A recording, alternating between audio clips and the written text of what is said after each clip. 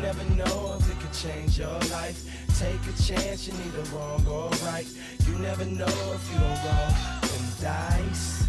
You better roll them dice. You never know if it could change your life. Hello, everyone. Welcome back to Dungeon Master of None.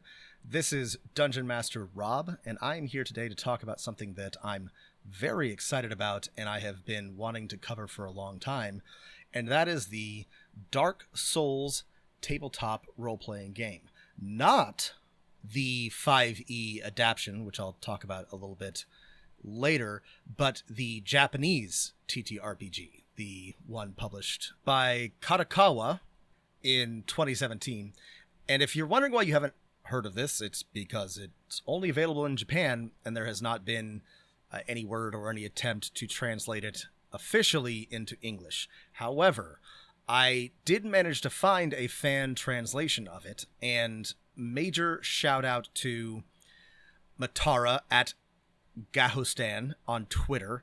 I'll include a link to this creator's itch page and some more details in the show notes. If you are interested in this or enjoyed this episode, please throw them a few bucks or follow them, give them a shout out, because this was incredibly useful to me. Obviously, I would never have a chance to read this without somebody's hard unpaid labor. So I'm eternally grateful for their work here. So, like I said, this came out a while ago in 2017. It is based largely on Dark Souls 3, in that players are Ashen Ones, and there are specific references to enemies and locations from that game, but it is a general purpose Dark Souls tabletop role-playing game. So let me talk a little bit about what that means and why you might be interested. Obviously, if you are a fan of the Souls games, this is going to be more interesting and relevant to you, but I actually think there's a lot to be learned from this particular RPG, and I really enjoyed reading it, and I thought it was really interesting in a lot of unexpected ways. So even if it's not something that you're very excited about or something that you're a fan of, I think that there's potential here for you as a GM and as a player. So let me talk briefly about like what makes the Souls games, Dark Souls, Demon Souls, Elden Ring, Bloodborne, FromSoft games. These are games all published by From Software. What makes them interesting? And if you're not familiar, they have a reputation for, more than anything else, being brutal, being hard, being difficult. And this is true, but I think it sort of misunderstands the games. They are challenging in a way that a lot of RPGs are not, in that if you are careless or you go into the wrong place or you aren't paying attention, you can get walloped by any number of enemies. There are a lot of encounters that you can run into early on that are absolutely punishing if you don't know what you're doing.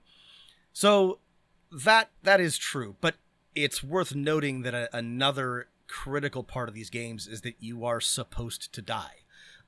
Death is not a particularly large obstacle in any of these games. You lose your progress through the level and any currency, usually souls or echoes or something, but you can just hop back up and keep going. There's nothing to stop you from plowing forward, and you are really, it is expected that you will die, possibly a lot. So that may sound punishing, but in reality, the games they reward patience, they reward game knowledge, and persistence.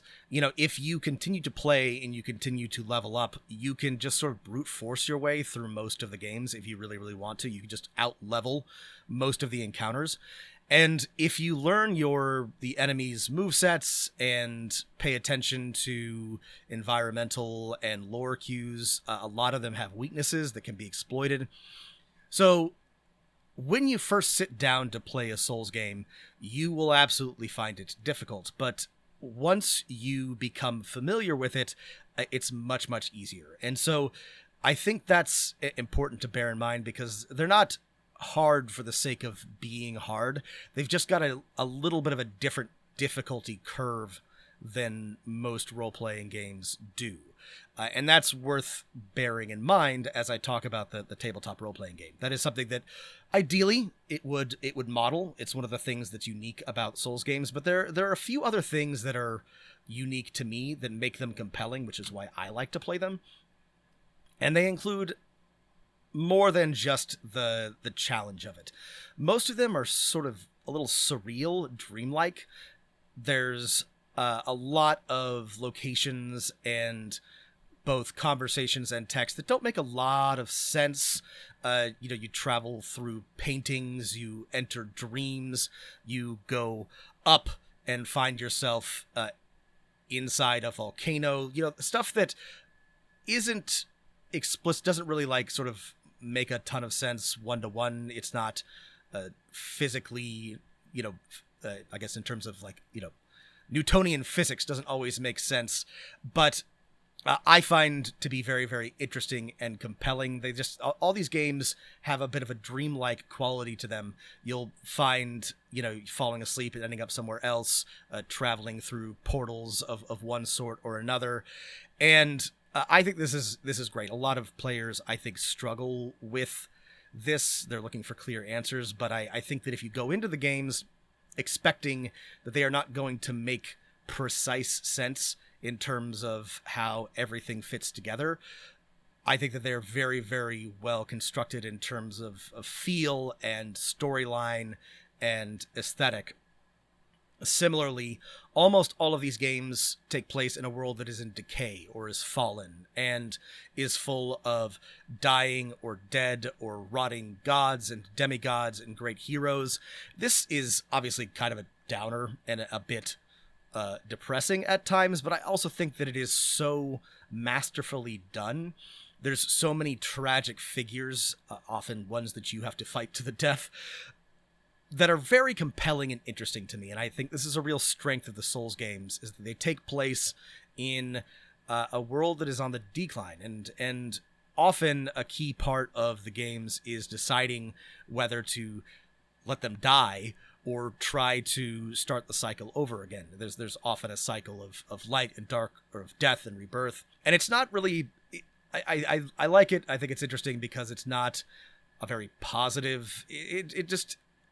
I feel that it's very distinct the way that FromSoft tells these stories from perhaps Western RPGs, and I find it a very interesting and compelling place to go on an adventure, to push forward and try to make the best of a world that is falling apart around you.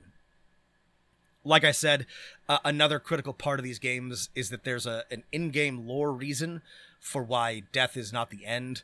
You are a hollow, an ashen one, some sort of reborn. So you continue, when you die, you pop back up at usually a bonfire or some other save point, because of one thing or another. You specifically are not allowed to die. Death has been removed from the world or hidden in some way. And there are penalties for dying, but it is expected that you will die a lot, and that death does not deter you, though you may become less and less human as the more that you die. This is a consistent mechanic, and it's just a really nice way to explain, you get to just keep trying again. Your edge of tomorrowing things. And another really cool thing about all of the Souls games is that they are shared worlds, shared experiences, in that you can, you're supposed to be hooked up to the network, and you can see other players in sort of parallel worlds. You can see their ghosts as they fight, as they go through things. These can be really useful clues about what to do and about what not to do. You can check out bloodstains to see how people have died. You can watch their ghosts to see where they're going, look for hidden doors or something like that. And you can also summon people to help you fight enemies, or summon foes to duel, or invite people to invade your world. It's not required to play the game. You can play it entirely solo, and I often don't engage with direct summoning very much, but I love to be able to see the evidence of other players in similar worlds. I think that's such like a neat touch. It feels like you're connected in a very precise sort of way. You're playing alone, but also with others.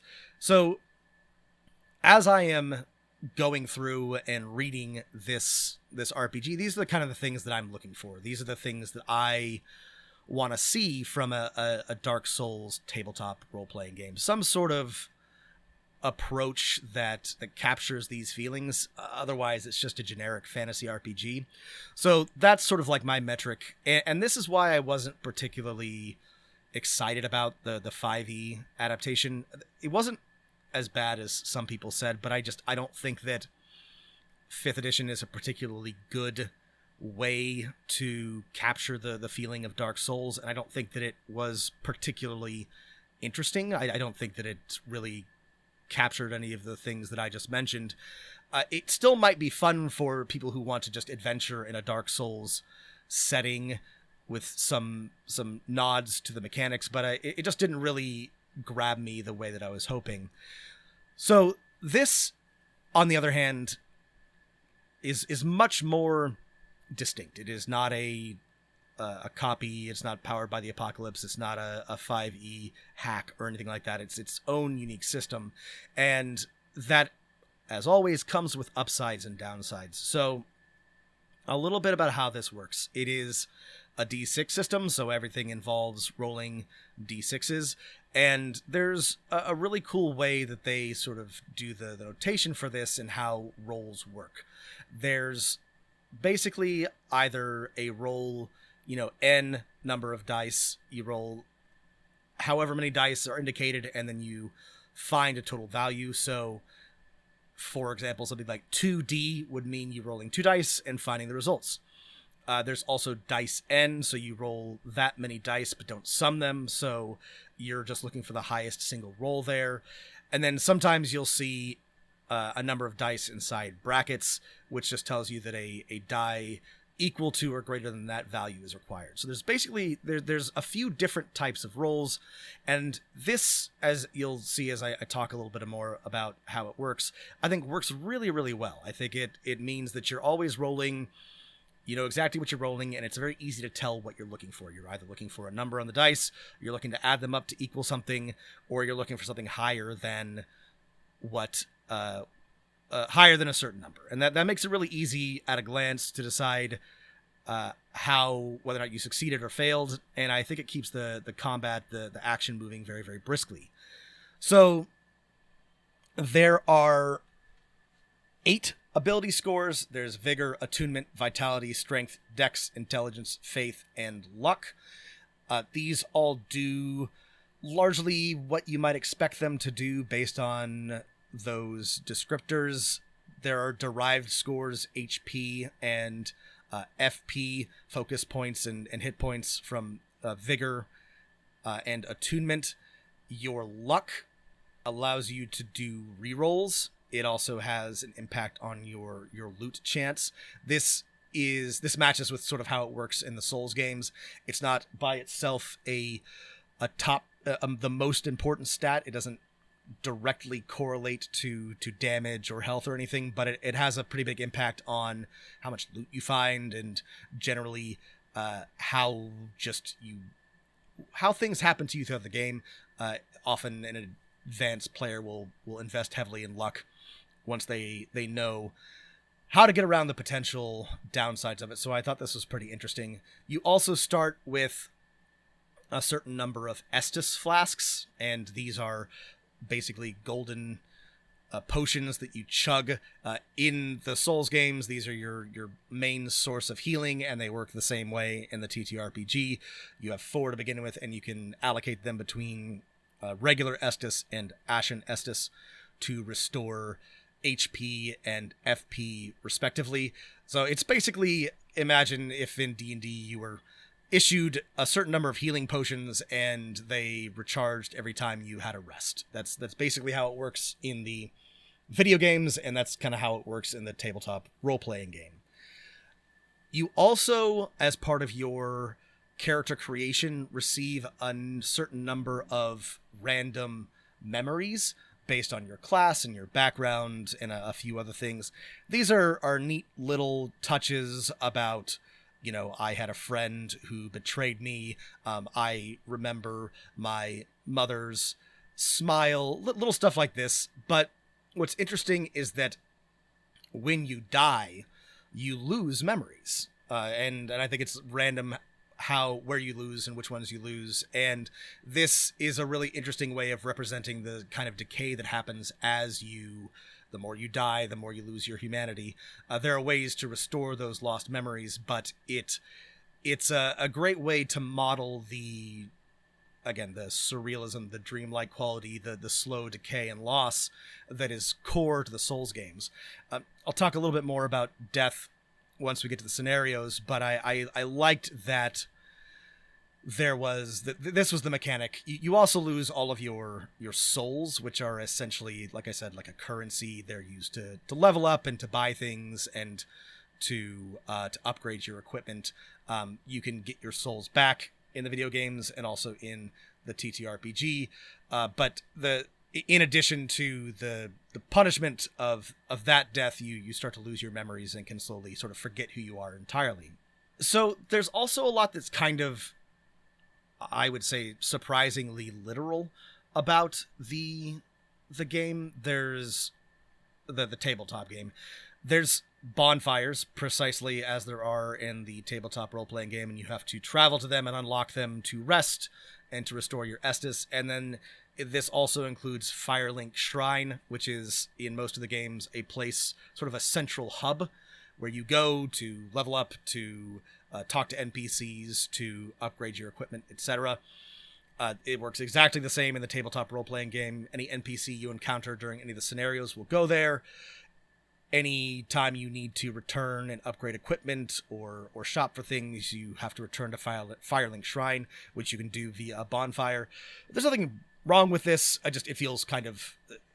The bonfires and Firelink exist in the video games, I think, because mechanically and within the fiction of the game, it makes sense. I don't know that you have to precisely model this in a tabletop role-playing game, but it feels like they thought they needed to.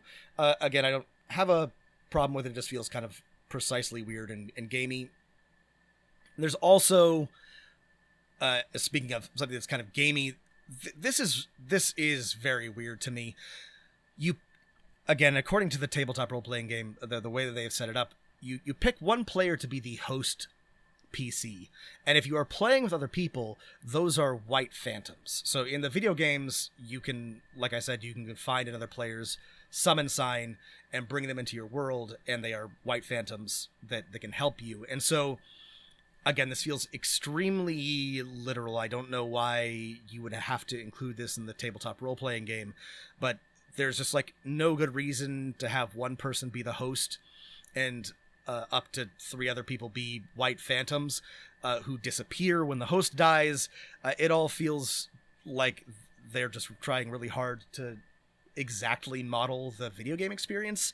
It doesn't seem like a big deal. It's also something that you could ignore, and frankly, I would. But yeah, it's weird. It's a little strange that they would go through this trouble.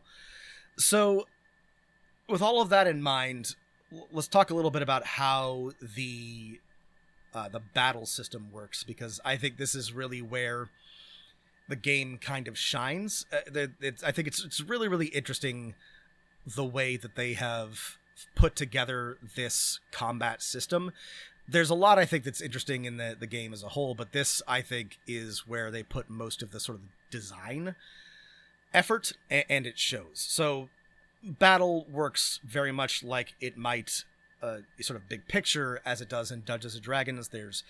You go into battle mode, there are actions, there are initiative, which is based on your dex.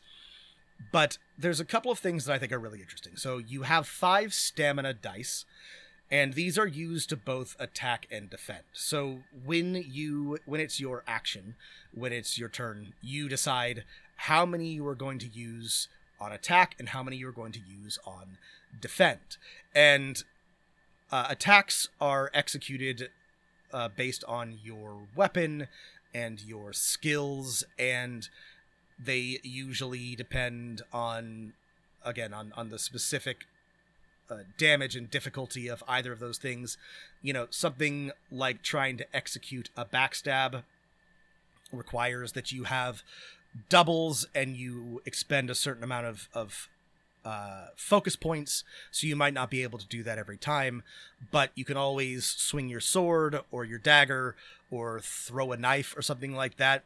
You know, using items is just you expend a single dice. So I think the action economy here is really, really fascinating, right? Because, you know, just on sort of like a gut level, you want to make sure that you're leaving a couple of dice behind to either guard or dodge. These are the two basic forms of reaction, and your dodge ability is based on how much of a equipment load you have.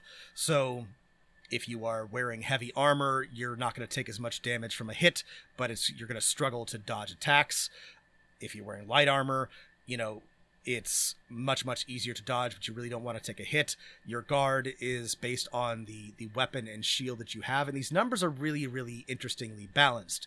So to dodge the light load, you need, it's 6 in brackets, right? So you're going to need to have a couple of different dice set aside to be able to consistently dodge. But if you do that, you're not going to be able to roll quite as many to attack. And if you pull off a really excellent attack, you may be able to put your opponent on the ground before they can even hit you. But if you whiff, if you don't roll well, then you're not going to have anything on hand, and you're just going to have to sort of tank the hit. And we'll get to this when I get to the scenarios. I tested this a little bit, and it works out really, really well.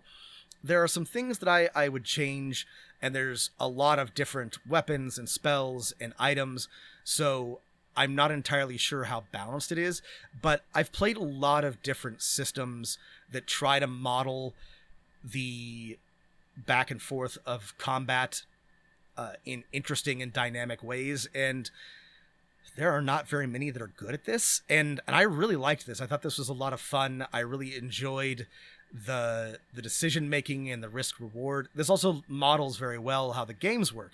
You have stamina in the games. If you expend all of it swinging wildly, you might be able to take out an enemy fast, but if you go too hard and too much, you won't have anything left, like I said, for exactly as in this, for a dodge or a block, and you'll just get walloped. The games really reward patience and being careful and not getting greedy. And I think that this system does a really good job of presenting that exact same, I guess it's kind of a trap, right? Like you want to throw all of your dice or set aside all of your dice for attack and try to end the combat as quick as possible. But if you misjudge, you're going to find yourself just eating hits, because there's no, aside from the sort of defense of your armor, there's no, you know, your enemy's just going to hit. And I think this is really, really well done. Like I said, I have not extensively play tested it, so I imagine there are probably some balance issues, but on initial review, it seems really, really cool. Also, because of how this all works, there's some really simple timing notation.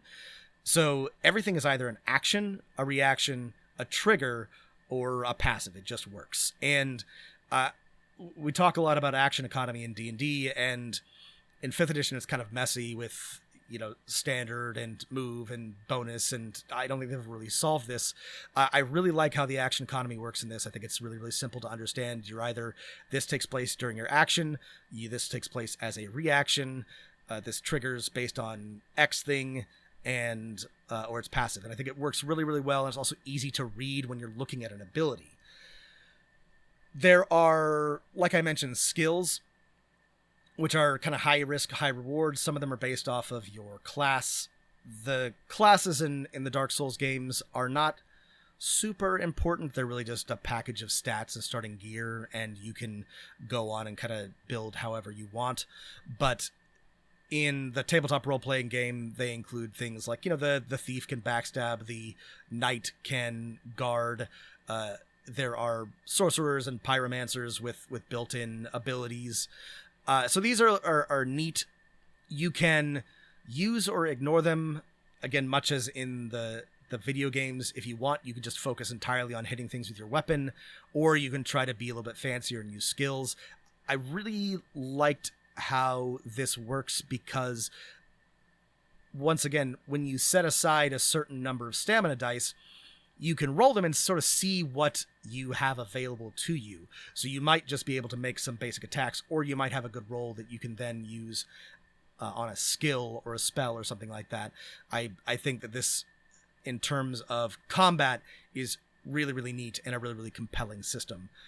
You have weapons and shields and catalysts, which allow you to cast spells. You have armor for your head, your body, and your legs. There's slots for 3 rings and consumables. Lots of these consumables are really useful as compared to some other games. Pellets for defense, fire bombs, throwing knives, resins to add elemental affinity to your weapons, all that stuff. It's really good. I found some of the way that the charts and info boxes are set up a little confusing, but that's, I think, just because I'm used to reading other things. I'm sure that the more time I spent with it, it would be clearer. So there is definitely like a bit of a learning curve as you're trying to read what you're looking at, but I think that it really works really well. There are, as in the games, sorceries, miracles, pyromancies. Sorceries are based on your intellect, miracles on your faith, pyromancies on a mix of both, and they are exactly what you might think they are. They come with an FP cost, and they also have a risk and reward. And there's another cool element of the battle system, which is that there's the melee area and there are safe zones. And this is not something that you have to model on a map. I really think this is very interesting. There are a set number of safe zones for each combat, and certain actions can only be taken from a safe zone. So, and here's the interesting thing. Each time that you move into a safe zone, that reduces the number that are available to you, and I think that there's usually only 3. So this, I think, abstractly is a really cool way of modeling, footwork and moving around and stepping away, and you can move back and cast a spell, or move back and use an item or attack from range, but only a limited number of times. Same for your enemies, and there are abilities that either make this more useful or less useful, or add safe zones or remove them. And rather than having a grid set up and flanking and precise ruler movements, I think this is a really, really cool way of modeling distance and the flow of battle. I really thought this was really cool. I think that it's a preferable in a lot of ways to miniature based combat. I thought this was really neat. So let's talk a little bit about the scenarios. And as of the time of recording, there was only one that had been translated, but it's enough to sort of like give you an idea of how it works. And basically, it's just a series of rooms, and the one that I read was just a linear path, and it was based on the beginning of the Dark Souls 3 game.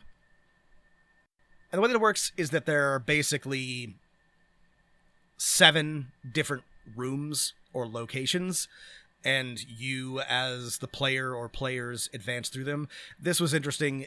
You can play this either solo or as a group. Again, this sort of feels like a nod to the games that isn't strictly necessary. In Dark Souls 3, you start out alone, and if you're going to start playing with other people, it probably won't happen until after you reach the first bonfire. But I don't know why that has to be the case for the TTRPG, but whatever. This is, again, very simple. There's a little encounter and a location description. You meet some people, you fight some enemies, you find some loot. I thought there's one bit that I thought was very funny. Each treasure chest has a chance to be a mimic based on sort of like a predetermined difficulty level. You roll, as the GM, a couple of d6s, and then if it's over a certain amount or under a certain amount, it's a mimic, which is pretty fucked, but also very funny. There's also a really cool system, or I thought it was a really cool system, called Malice, which kicks in when you have more than one player, and you sort of have dice and roll on a chart and build up malice, and it makes the scenario, the sort of the adventure, as they are called, more difficult. And when you reach a certain malice level, you get a dark spirit invasion. And this is another part of the Dark Souls games, which is always kind of fun and cool. You are, as you progress, invaded by humanoid or human enemies that appear in the world and try to kill you for no reason, just because they're there. And they all have unique names and abilities and loadouts, and these are always fun and interesting. Well, sometimes they're incredibly frustrating, but they're interesting and challenging encounters. And so I like that this models the dark spirit invasion, because this is also a key part of playing the Souls games. This is one thing that came up as I was reading the scenario, is that this is where they discuss annihilation or loss, or basically when all of your memories are lost and your PC becomes, they go hollow, they become fully mad, and you have to retire them. And I thought this was really punishing. I felt like it was way too easy to end up losing your PC. And what I kind of didn't love about that was that it's more punishing than the video game. Like, you can die as many times as you want in the Souls games, and it makes progressing harder if you're constantly losing souls and if you aren't, making any progress. But there's nothing to stop you from bashing your head against any particular encounter as many times as you want. And so I'm not sure I would use this. I don't think that getting to the point where a player has to lose their PC really, especially since based on the stats and the rules in the scenario, is really easy to do. I don't think that really makes sense, and I would approach this differently. But aside from that, I thought that it was a pretty cool gameplay loop. The scenario is, you go through, you fight enemies, you find loot, you go back to the bonfire, you level up, you get more stuff. And I tested this with myself. I did, a little bit of the scenario and just tried out a few of the combats, and it was fun. I enjoyed it. You go through, you fight some grave wardens, you fight some skeletons, and then you fight Udex Gundyr at the end, which is a pretty hard fight. But at the end, you have a certain number of souls, and you can level up, and you have some items. And I could definitely see myself playing this, especially with a couple of other people, just for fun. It's obviously, in case it's not clear, there's not a lot of non-combat stuff in this game. In fact, there's essentially nothing in terms of mechanics. There's no reason why you could not add some role-playing elements or tack on some social mechanics, but they really don't exist. And in that way, it's a little bit more like a board game with a referee than it is like a true role-playing game, in my experience. That being said, I did think this was really interesting. I wasn't sure when I started reading it what I was going to think, and I was definitely a little put off by the White Phantom stuff and how literal it was about trying to translate the experience of the Souls games to a tabletop role-playing game. But I really liked the combat system. I thought it was really clever and unique, and I found it more compelling to play test than I thought. I don't know that I could really recommend that you play this as is, but if you're a big fan of the games, or you want to try out a more dynamic and compelling combat system, I think that there's definitely a lot to be learned from this. And I think that there's if you're interested in doing the work, if you're interested in tinkering and maybe adding a little bit and maybe adapting the system, there's definitely something worth digging into. So check out the links and take a look yourself. This was better than I thought it was. I was really not sure what to think, and it definitely feels kind of bare bones because there's so little world building or setting information or lore and nothing about social mechanics or NPCs. But so many other RPGs do that so well that I think you could really like marry this to a different system or a different setting that does that better. So, you know, it definitely would be a lot of work, but I think that this is really interesting, and there's a lot that if you're interested in tinkering and you're interested in systems and you want something that's combat heavy and a little crunchy, but different from anything else that you've played with before, I think you should definitely check this out.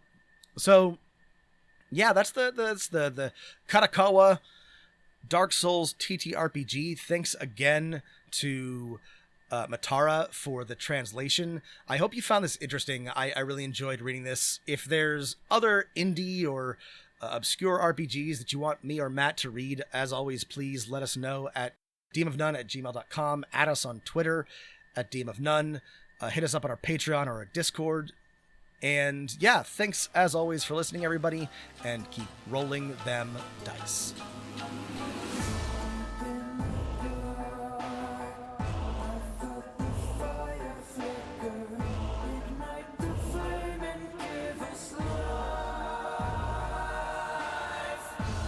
Person